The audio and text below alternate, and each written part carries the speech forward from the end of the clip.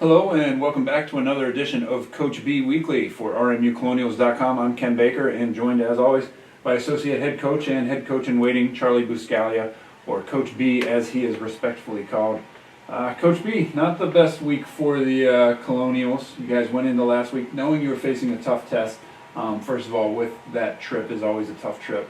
But you took on first place Bryant on Saturday. And despite not playing your best basketball, you guys made that a close game at the end. I think cut it to 3 points with about a minute and a half or 2 minutes left. Let's go back and review that Bryant Bulldog game. You know, it was a type of game that, we didn't come out hitting early, and they didn't come out hitting early. So the opportunity was there for us to jump on them. I thought early on, both teams came out of the gate slow. And we had some opportunities to really out-hustle them, outwork them, and we gave those opportunities away. As the game developed, I thought they got comfortable at one point and extended a lead on us where it was because we got away from doing the things that were working for us while we were playing well earlier, and they built a nice lead on us. I give the team credit at that point, our team, for coming back, fighting back into the game and doing some things to step up and change the flow of the game like we did. Ultimately, just to fall short though down the stretch, putting ourselves in a bad position to have to use so much energy to come back in that game. If we would have just came out a little bit better, I think we would have had a better chance of winning. And that ultimately, I thought, was the story at Bryant. You talk about somebody, a bit of a highlight from that game. Somebody coming off the bench in the form of Shekinah Dashiell, 4-6 from the floor, 3 of 4 on three-pointers. She had a season high 13 points, but I think more critically, a lot of those points from Shekinah came late in the game. Yeah, Shekinah is the type of player that can give you a lot of instant offense when she comes in and she sparks you.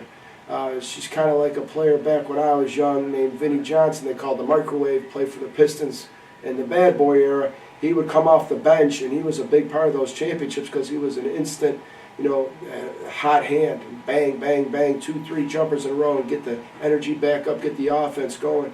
And Kima gave us that, and that was one of the big reasons why we were able to claw back, is because we had somebody off the bench give us that kind of offensive support, and ultimately, though, to fall because we couldn't sustain it.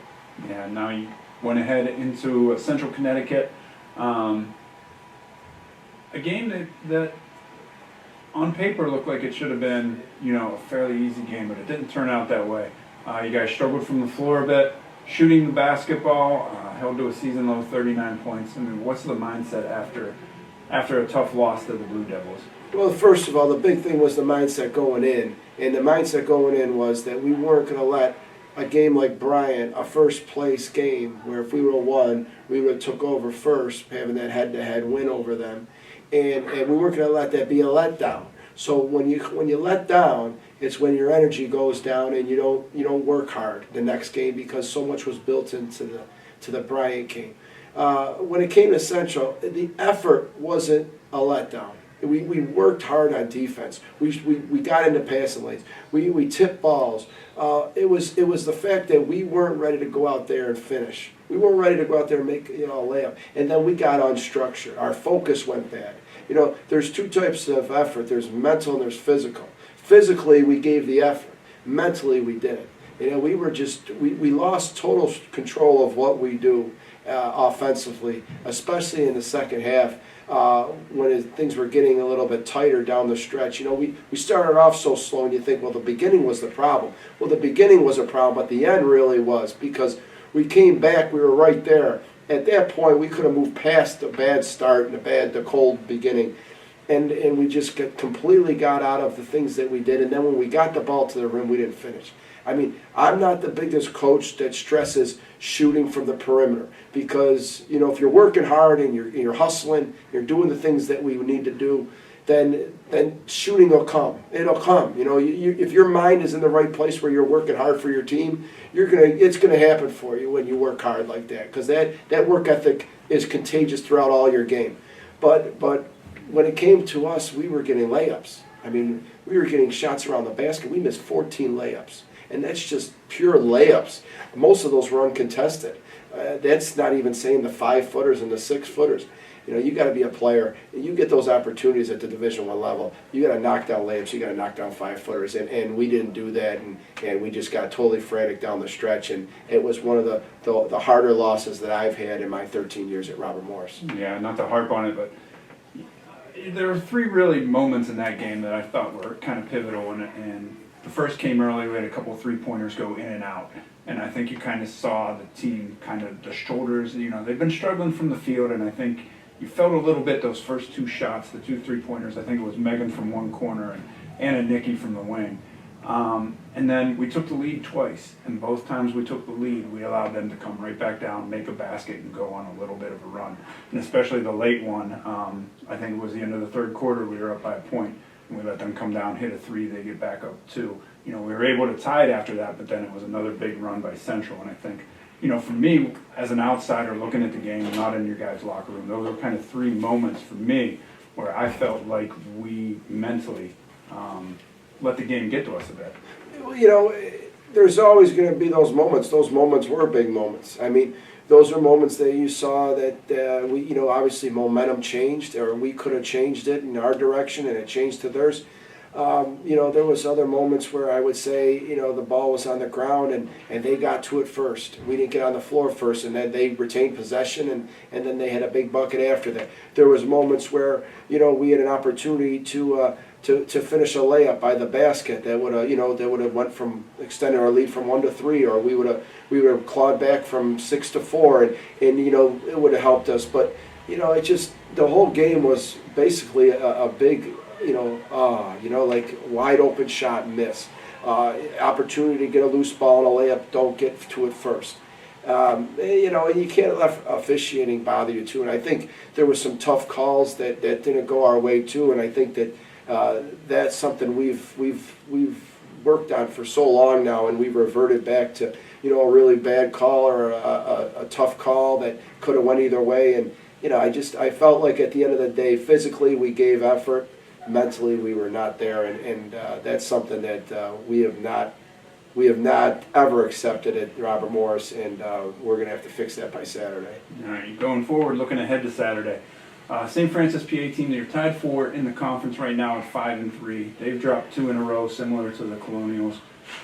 It's a team that their style is unique. They like to push the ball, they like to get up and down, they like to get shots up. How do you prepare for a team that you're not going to see that style very often? Yeah, you know, you prepare in a way that you've always prepared for a team that you see that, you know, once in a while you see that a team play that kind of style. You know, there's a college team out in Iowa that, yeah, they leave the country in scoring every year at their level, and they just play, you know, trap all over the place. You can't take a dribble without a trap, and you know, they do as they do, and they're not the best team in the country, but that's the style they play. St. Francis of PA's had success with their style. You know, even when they've had their years where they weren't the top team regular season, they've made runs in the playoffs, and they've done some things with their style. So, you know, when you stick to a system and you do it all the time, you get better at it, you get used to playing in it. And so, you know, for us, it's got to be, this week has to be a big preparation week for us about the things that we want to do to try to attack it. And, you know, just talking to the team about what's a good pass and a bad pass, what's a good shot and a bad shot, and put people on the floor in the positions that we need to against their kind of system. And, you know, obviously, you know, not letting them control the game, you know. And when you go up there and play at Loretto, you know, it's a tough place to play, and they draw pretty well. They got good support out there, fan base. So, you know, we got to know that, you know, we got to go out there and earn this. We got to earn this. We know we're going to this situation. We know the style's different. We're going to have a good week of practice and just keep moving forward, not dwelling on the past. Learn from the film, learn from the things we did, and go out there and work our butt off to get a W. All right, and talking about the X's and O's and the physical part, I feel like at this point in the season, it's probably the easier part of the job. How do you get the mindset back for this team right now? Well, when you've been doing this long enough, you go through these stretches, you know, and some of the players, they don't understand it. They don't go through these stretches, so they have to believe in their leadership. They have to believe in the coaching staff. They have to believe in the standard that's set in the locker room by the upperclassmen. That you hit bad patches, and you could always see a positive going forward when you hit a bad patch, because you can learn from it. You know, nothing's given, everything's earned. You know, we didn't earn those 2 wins out there on the road last 2 games. We knew going in that we had 4 in a row on the road. We're not going to dwell on it. We're not going to hang our head. We're not going to be miserable about it. We've got to go out there now and accomplish something. And it's easy when everybody's doing well and you're rolling, you're on a winning streak. But now we got to something to prove to ourselves that we can go out there and win a big game coming off of a couple losses. And I'm excited to see how my team responds to this, because we've been preparing them for this all year about dealing with adversity. And you don't get these moments all the time. You know, we've lost 3 out of our last 4 games, and we started off 4-0. All right, that's the reality of the situation now. We got to leave all that behind us. And now the next game's on Saturday, and all we're going to do is focus on one game at a time. The game on Saturdays, that's everything for us. And then once that game's over, then whoever's next, we'll focus on them. So Saturday against St. Francis, PA, our total focus is on that. Nothing else in life matters right now but going out there and giving our best performance we can. All right, and you talked about it Saturday. Robert Morris at St. Francis University. That's a 4 p.m. game out there in Loretto, PA. And then following that, the Colonials will finish up their 4-game road trip, and they'll start the NEC schedule over again for all senses and purposes. Monday, you're at Mount St. Mary's against a team that they defeated earlier in the season to, I believe it was an open NEC play. But the next game, Robert Morris at the St. Francis Red Flash. That comes to you Saturday at 4 o'clock. You can watch on NEC Front Row. Coach B, thank you for your time as always, and we'll look forward to talking to you next week. Let's hope you sound a little bit better when we get to you next week, and let's hope that we can talk about a couple of wins when we come back to you next week with Coach B Weekly for RMUcolonials.com. I'm Ken Baker.